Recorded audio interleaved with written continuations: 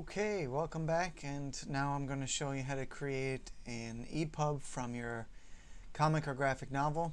And this is going to be with Adobe InDesign. I always use InDesign. Unfortunately, I don't know how to use like Quark Express and some other programs, but I also don't really see any reason to get into those because just Adobe is just compatible with everything. You're probably using already Photoshop and Illustrator, so why not use InDesign? So I'm going to open up a title.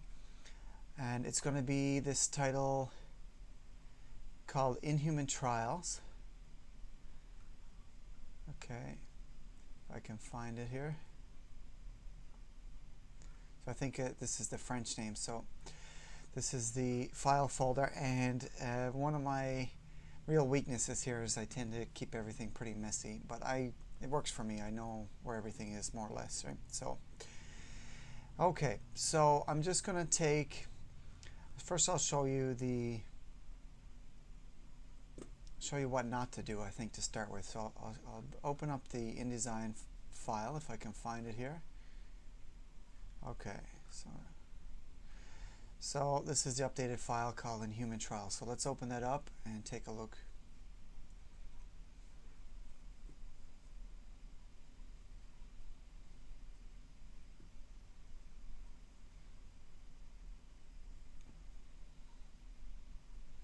And the computer's getting a bit old, so it takes time for me to open these programs nowadays.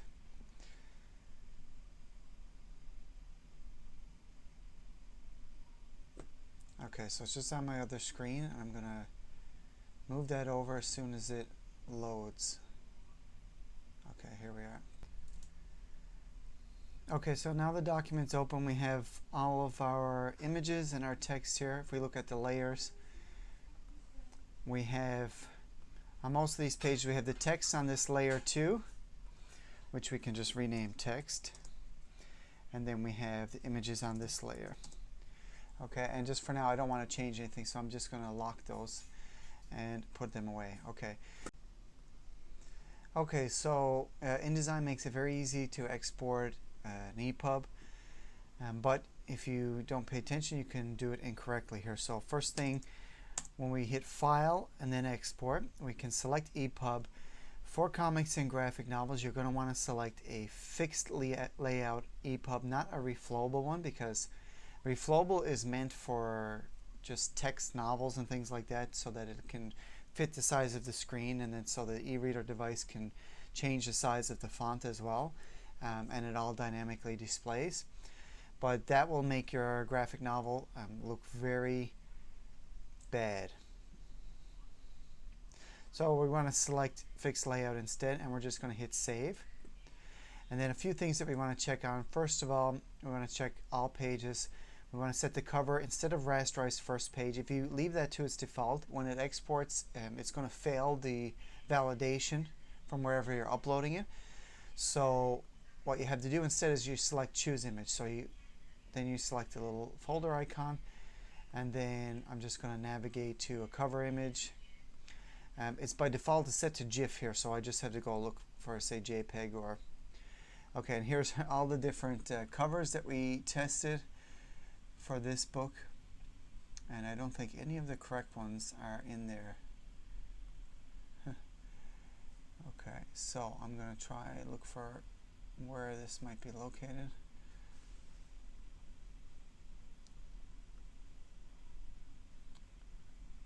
So, okay, so I'm just going to take this file. It says Cover Digital, probably a good one. But you can choose any JPEG or PNG file. It's not going to be a problem. That'll be your cover image. Next thing you have to be very careful of is the navigation table of contents. So you can do several different options here. If you have set up a table of contents, which is a longer process, I don't see the need for it for comics and graphic novels, so I'm not going to show you that.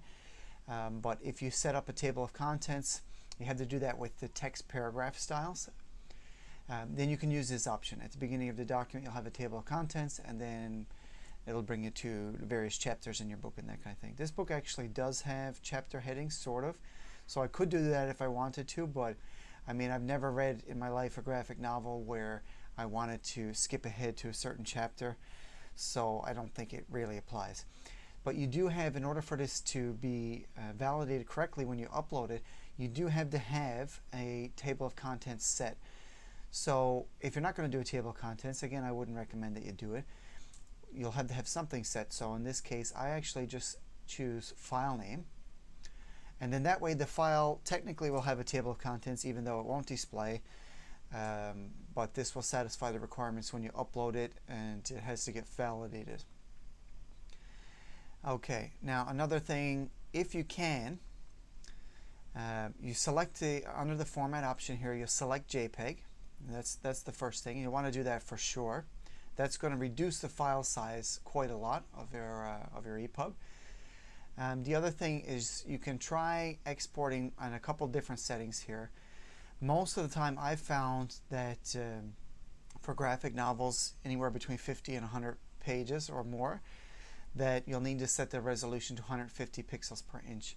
Now on digital devices, most people will say that the absolute minimum that you need to have is the 72 pixels per inch for it to look sharp still.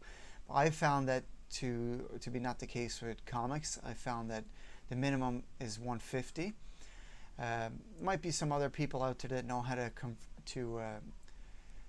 compress this a little further, but in my experience I haven't been able to. If your comic is shorter than say 50 pages, I would go right for the 300 pixels per inch and just test that out and see what the file size lands at. Okay, so for now we're just going to do 150 pixels per inch. Everything else is pretty okay. I don't bother filling out the metadata information here, because when you're uploading that to Draft2Digital or Publish Drive, you'll have the opportunity to add the metadata anyway. So I don't think it's necessary. I don't add any additional CSS or JavaScript. It's not necessary, especially for a book that's fixed layout. So we should be good here. I'm going to hit OK, and that's going to start exporting.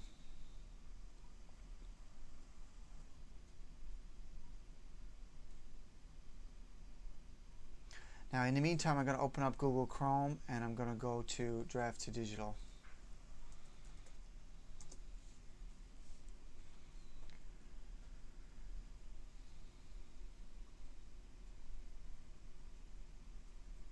Okay, I'll log in.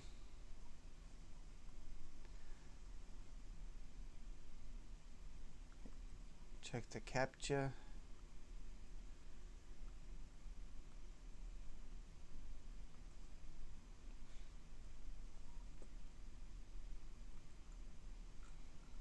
Okay, and I'll add a new book. I'll say I do have front cover art, and I'll browse to find that same file. And these are all the books that we have, layout, and select that one, cover digital. That one should work. Okay, and so in the meantime, the book is still exporting. Right, so we don't have, this is not part of a series. I'm not going to fill out the search terms for now, but this is just something you want to add at least 7 keywords in here so that it's going to be more searchable. It's going to pop up for more people looking for similar books. Okay, and I'm just going to select the category here, comics and graphic novels. Dystopian actually works perfectly for this one because it's a science fiction dystopia world. Alright, so we have that, and I'll just select general as well. You can select, I believe, up to 3 categories here, and sci-fi. So I think that works just fine. I'm not going to add any search terms for now. I can edit that later. I'm going to hit Start ebook. And then we want to upload the final manuscript. So let's go back to our InDesign and see if that's finished exporting.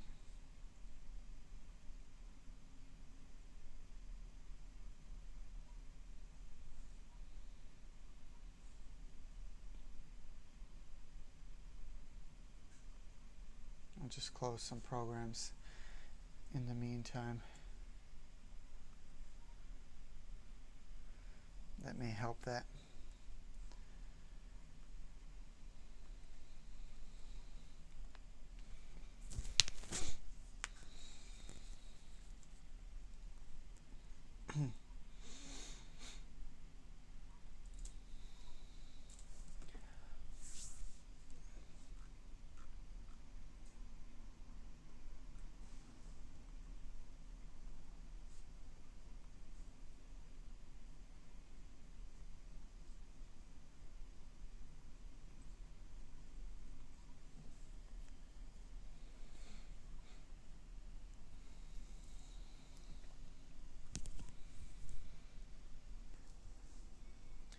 Okay, so now the file is finished exporting. There's a couple errors here.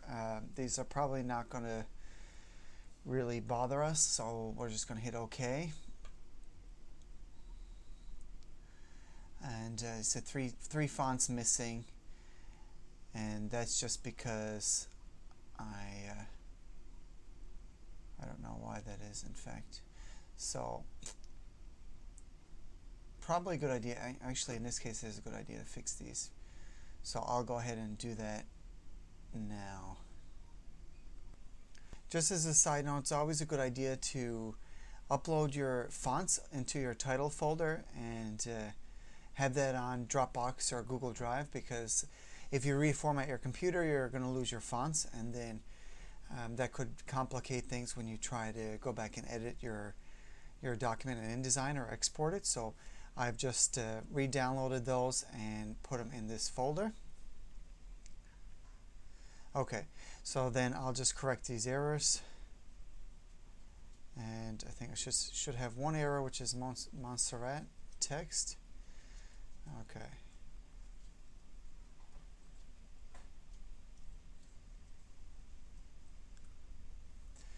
And what I'll do for this one, this is just the copyright page text. So I actually do have this, but it has this font, but it has a slightly different name, so no big deal. I'm going to open up the layers, make the text editable again, and then I'm just going to select this,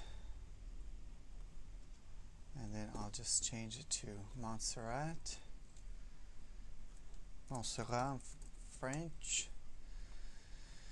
Okay, good enough, and then I should have no more errors. Let's see. Document is checking.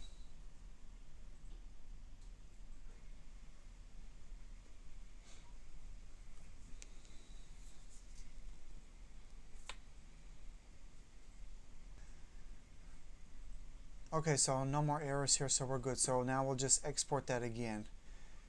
Okay, so here we go. We'll just verify the settings again. Okay, so we have it open right now. So we'll close it out and export again.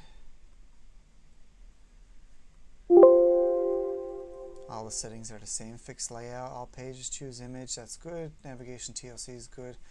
Conversion's good. So I'll hit OK, and I'll fast forward to this while it exports. Okay, so now we're just going to wait for this export to complete again, and we'll start from there.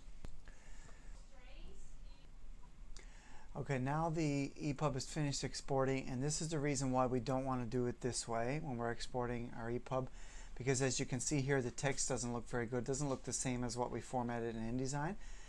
Just to compare here, you can see the font that we're using in InDesign here, right, which is more of a comic font, and then here we just have a very plain font. Not only that, but if we upload this to Draft2Digital or Publish Drive, we're going to get a bunch of errors when it goes through the validation process, and that's going to really limit the distribution. You wouldn't be able to reach all of the channels that they have available. Alright, so we're not going to do it this way. We're going to do it a different way. So what we're actually going to do is we're going to flatten all of these images into JPEGs. So they'll just be images rather than separate layers of images and text here. So in order to do that, we can do this from InDesign. You can also do it from a PDF. So let me show you both ways. So if you open up, okay, so let's say we take this PDF. We'll assume that this is a good quality PDF. I don't think it's the case for this file, but let's just assume that this is a high quality PDF. What you can do if you're using Adobe Acrobat is you can just hit File, and you can hit Export to, select Image, and then JPEG. Okay, we'll create a new folder here, and we'll call it JPEG, and then we could open that and we can save it. And actually here, just by selecting settings while you're saving these JPEGs, you can select the quality, and you can also select the resolution here.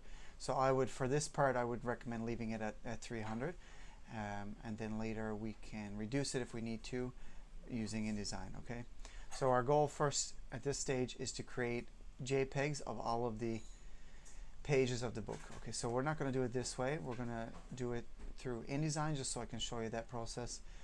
So we'll go File, Export. All right, and I'll go to this. We're in the title folder, and we have a new folder that we've created called JPEG.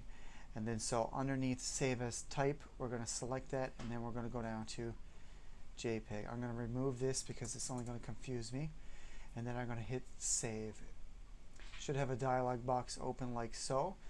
We can select the range of pages, so I'm going to select all. I'm also going to select pages instead of spreads. So spreads would show you both pages side by side. We don't want that. Again, for now, same as if we were doing this through the PDF mode through Acrobat, we can leave quality on high and resolution on 300. Okay, and then when we're ready, we're going to hit export, and the dialog box should open, I believe, and show us that this is exporting into JPEGs.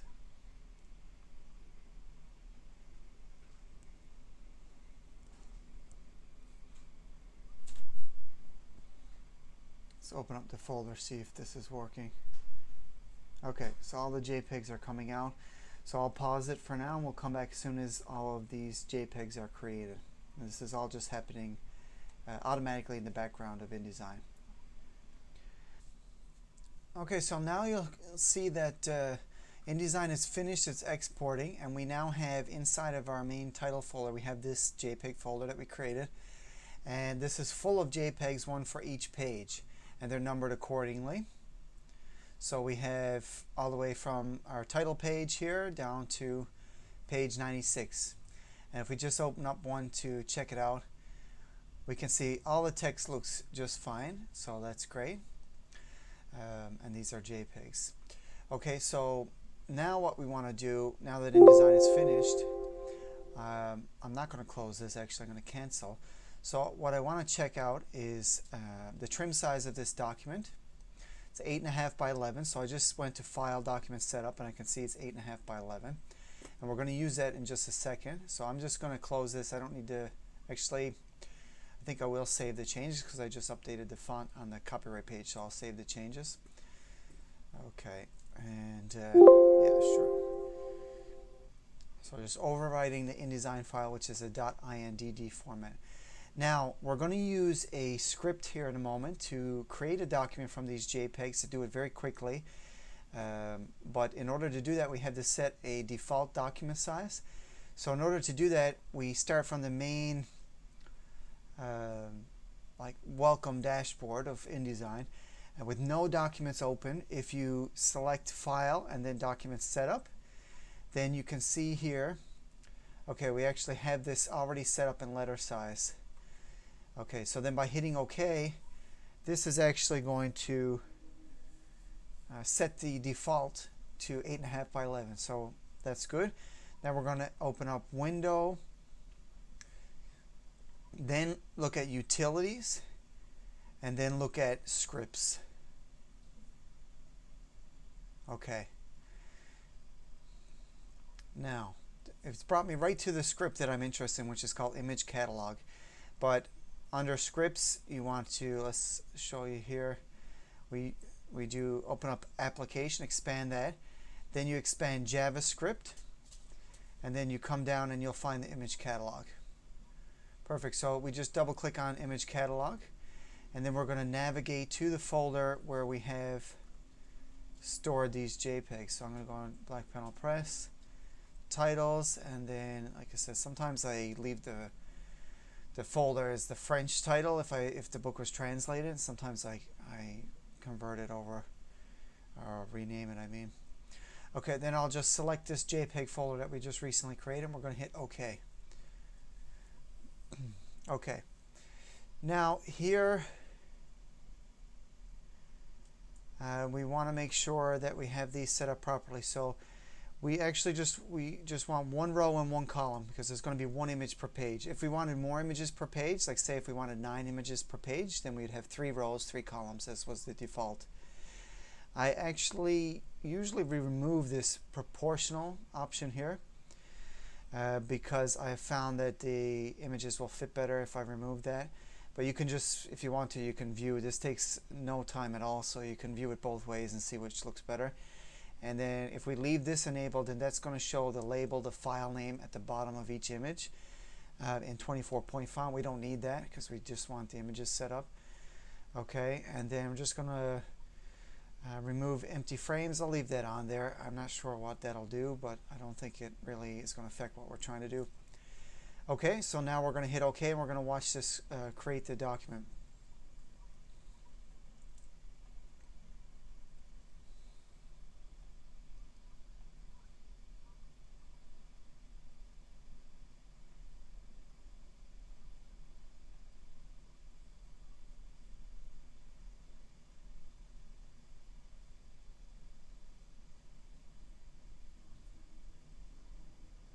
So this is processing in the background. I think in just a second or two it's going to say done. Okay. So done. So let's check this out.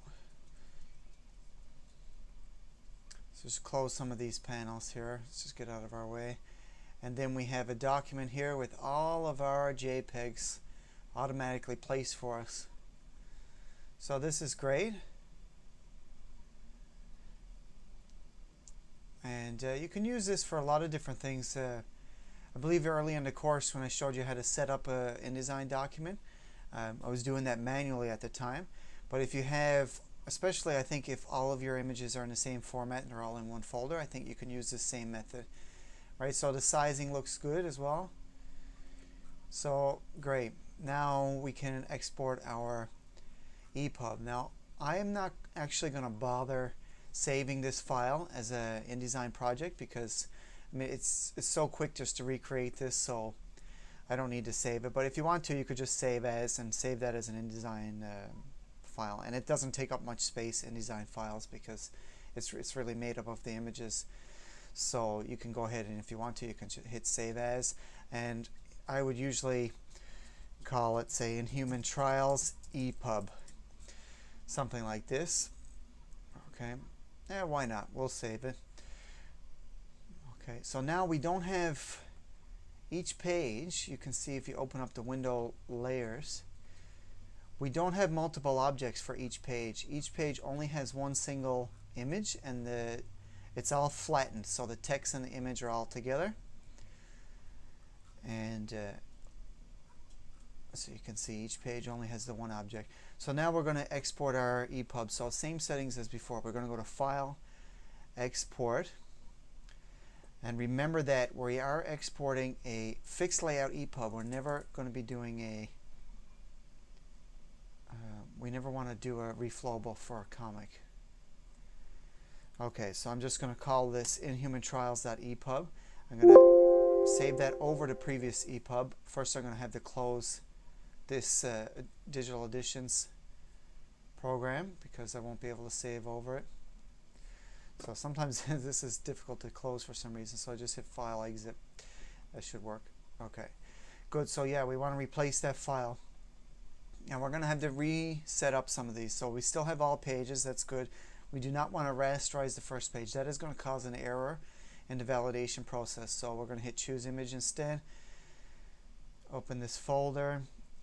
I think it was in this folder. No, I think it was in the layout folder. Okay, layout folder. So we have this one, which is Tres B's. That's again the French title. So don't be like me. Be more organized with your file names, especially because I don't know now if this is the French cover or the English one.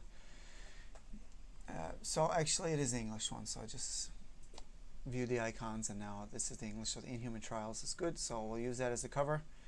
Perfect. Remember, we absolutely do need a table of contents in the file because we haven't actually set up a table of contents with multiple levels. That would be this option here, multi-level. We're just going to hit File Name, and that'll just satisfy the validation requirement to have a table of contents. You won't actually have one in the document. Okay, I leave this alone.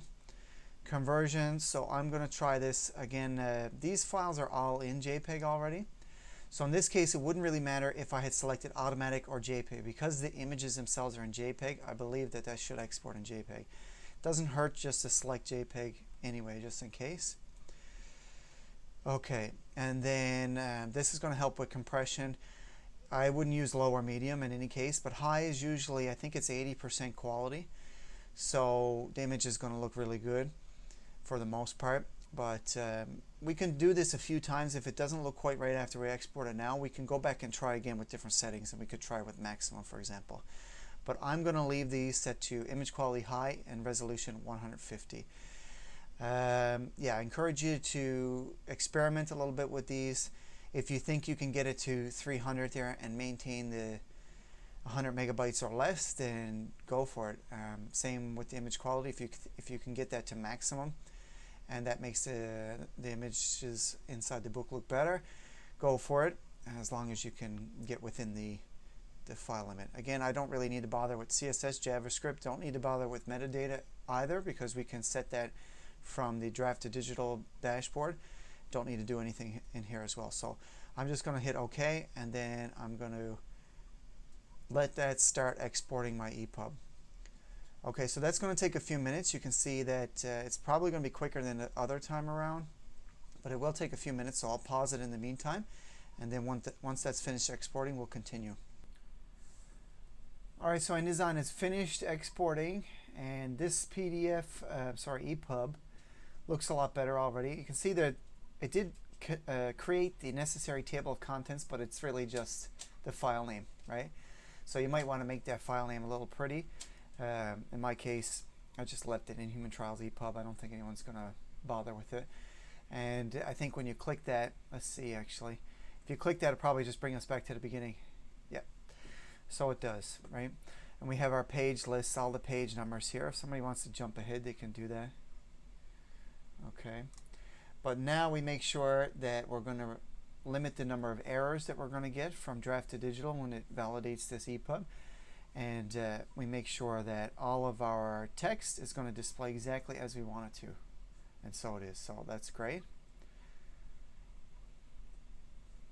So I'm just going to close this. I don't need this anymore for now. Okay, now I'll just pop over to our website and just copy paste the I don't know if that'll work like so, but I'll copy paste the description.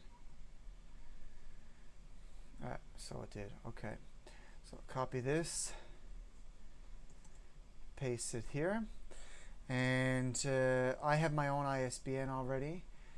So I have my ISBNs are with the Library and Archives Canada. So I just log in here and I just grab it. If you're based in the US, as I mentioned, I think in one of the previous modules, that you wouldn't be able to take advantage of this option, but you can go to one of those sites that that creates ISBNs. I think the main one is called Bowker, so that's the one that you'll want to go to get your ISBNs. Okay, so I'll just look for the title, and it's called In Human Trials. There it is. So we're not. So we are taking the electronic book version, not the regular book version. That could create some issues. Be careful of that, because that can really create some issues sometimes if you use the wrong ISBN. Because like with certain platforms, like if you register the ISBN with Draft2Digital, then you know, the databases are going to be updated showing that that's an electronic book, even if it's a print book. And then if you printed that ISBN on a book, could create some problems. So I want to use my own ebook ISBN, so I'm going to paste that there. Okay, and then I missed this in the beginning, of course, upload the final manuscript. So we're just going to navigate to, I think it's just in the main folder here. That's where we've saved it, our new EPUB. Okay, so we'll double click that and we'll wait for that to upload. Alright, so it's finished uploading. Now we do have a couple warnings. We don't have any errors, so there's nothing that's going to prevent us from submitting this into the various channels that Draft2Digital supports. Again, it's like Kobo, Overdrive, Apple and Google Play Books. Actually, Google Play Books is not supported anymore with Draft2Digital. That's with Publish Drive. So, two different platforms. Forgot to mention as well in the main folder, so we have our EPUB. that we completed. So you can see here at the bottom that it's 52.2 megabytes, so it's well within the limit. Now, a couple things here. So a few warnings. You have submitted an EPUB 3 that has a fixed layout. This may prevent publication at certain digital stores. So I believe Barnes & Noble is one of those. We'll have a look now in a second because I have already submitted a few books and we can see which platforms it's on. All right, but that's not really an issue because you really just can't complete, as far as I know anyway, and if you know someone that knows differently, certainly let me know. I'd appreciate it.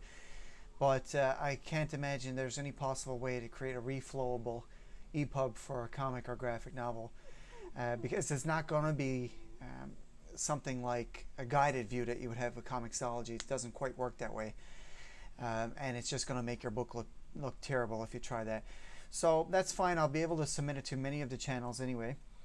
And the second one again is you have submitted an EPUB 3 that is missing an NCX file. That's the table of contents file. So InDesign, if you create, so let's show you this real quick. If you go File, Export, okay, and then if you do select the reflowable, okay, then you would have the option to select between EPUB version 2 or EPUB version 3. If you select EPUB version 2, then it is going to export an NCX file, and that's a table of contents file. But from EPUB 3, InDesign is only going to export an XML file, so it'll be table of contents.xml, something like this, right? So two different file formats. The NCX file is for EPUB 2, and the XML file is for EPUB 3. Again, this shows a warning, but it hasn't caused me any issues.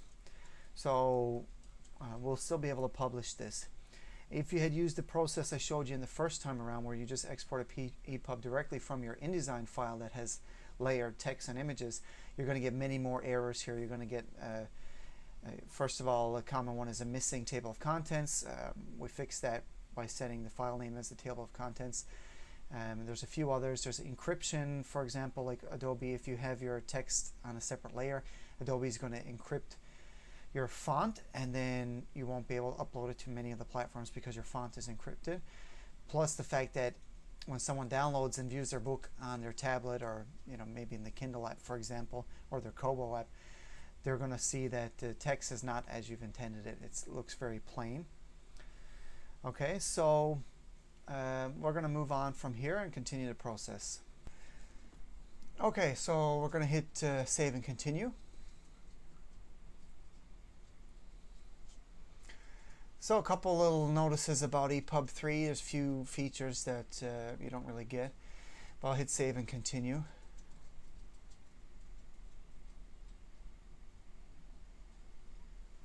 So now if you want to, you can just download the EPUB and send it to your device. Very strongly recommended, just to make sure the quality looks good.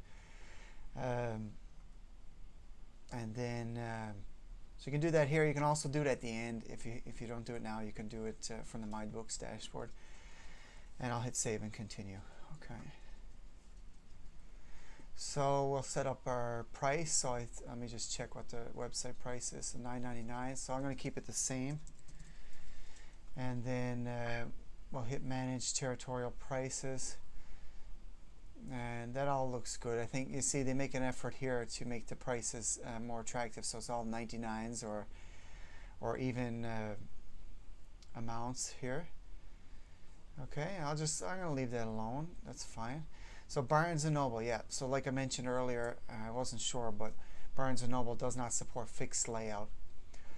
So that's fine because we've got lots of other options. Certainly we'd like to have it on Barnes & Noble, but it's just not in the cards here. I don't select Amazon because I do like to upload Amazon separately, and I'll add a little section to the course about how to do that, how to use Kindle Create. But just select it if you want to include it, but just make sure that if you already are publishing the book through Amazon that you don't select this option because that can cause some problems. Okay, subscription services, leave that enabled. Scribd, I've heard good things about it. I never used it myself. Kobo Plus, all the countries, right? So the only reason I could suggest that you might turn off some of these is if you don't have the rights to publish in some of these countries.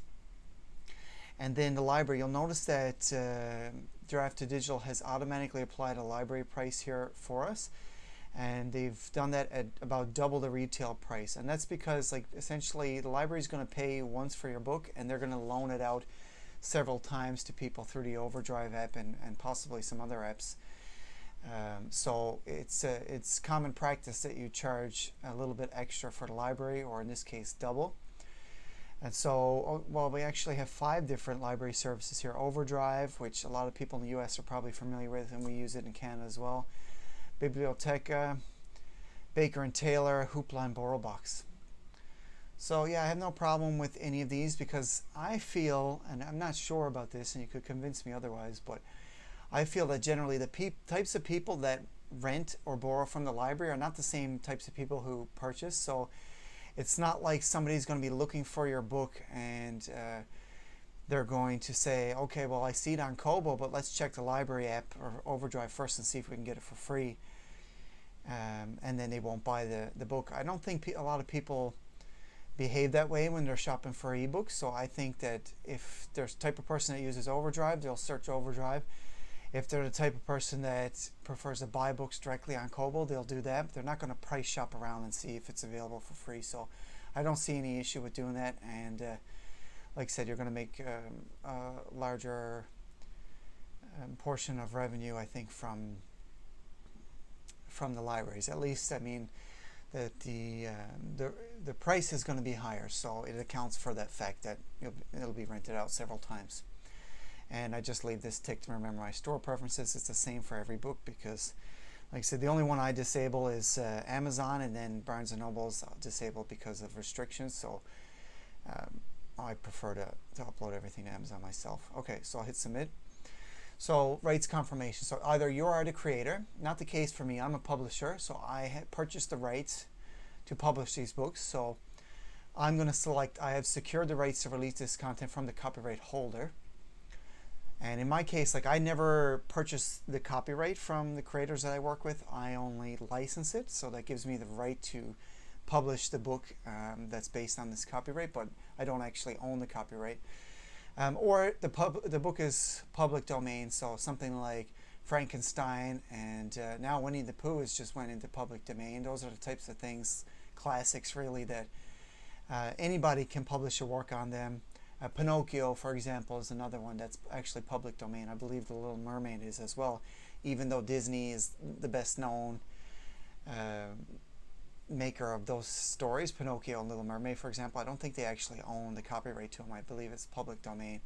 One of the reasons why, I'm ranting a little bit, I'm aware, but it's one of the reasons why you see like multiple versions of like the Beauty and the Beast. There was another movie that came out almost at the same time of Beauty and the Beast, and there was one that came out called The Huntsman, which I think is based off Snow White. I'm not sure about that.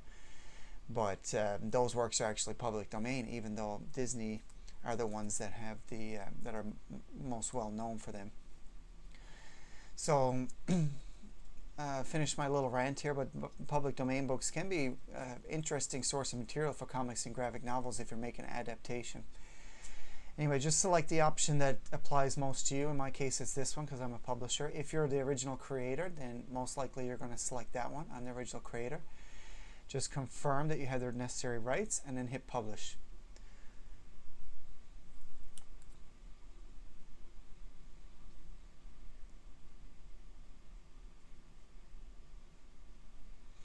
Okay, all good. Ebook success. Let's look at the ebook details. And so we'll see here the summary of the book. They also, I like this about Draft2Digital, is they have this cool, they call it UBL, Universal Book Link. And if you go to that link, you'll see all of the different channels. And I guess it's going to take some time for that to be set up. But you'll see all the different channels that are available for readers to find your book, okay? So then we see under publishing, so all the different platforms that it's going to be sent to, Rakuten Kobo, Apple, Scribd, Overdrive, etc. It's not quite published yet. If I show you one of the other pages that I've done, so Julius Caesar, Conquest, put this one up. They do offer the option to for promotional prices, and I think that they will favor those books if they have promotional prices. and that can get you some early readers and some reviews, which is really important. But so far I've only uploaded on here as of very recently. So I put it at a promotional price. The price is $14.99 with the promo price till the end of the month, $7.99. So it's still, so we're experiencing long processing times on Hoopla, but so it's still publishing on there, but then it's published on Kobo, AppleScript, Biblioteca, Overdrive, Baker & Taylor, BorrowBox. Delisted from Barnes & Noble. Again, that's because it's fixed layout, as you will remember. Okay, now one thing that they don't support here is Google Play Books. It's only one channel, so not a big deal, but I have made sales on Google Play Books, so I would recommend that if you can, manually upload it to there, just the same as I would recommend that you manually upload to Kindle. Okay, so that's Draft2Digital. I'll show you briefly Publish Drive as well. Okay, and but it's a very similar platform. Like, you won't have to do anything differently in terms of creating your EPUB. Okay, but very similar platform. Like, you upload and add much of the same information. All right, and on this platform, so I have the one title, Queer in Asia. And so that one, because it was 240 pages, too heavy for Draft2Digital. I could only put it on Publish Drive because they don't seem to have any limits yet as far as file size. So you can hit sales and stores, and then I can see the sales so far, nothing today, not a problem. You can look at reviews as well. Again, it's going to be, oh, so this is interesting. I might actually be able to. So they give us on Publish Drive the option to connect Goodreads, so I can connect that book because it is the same book. A couple people have reviewed it. This one, not too.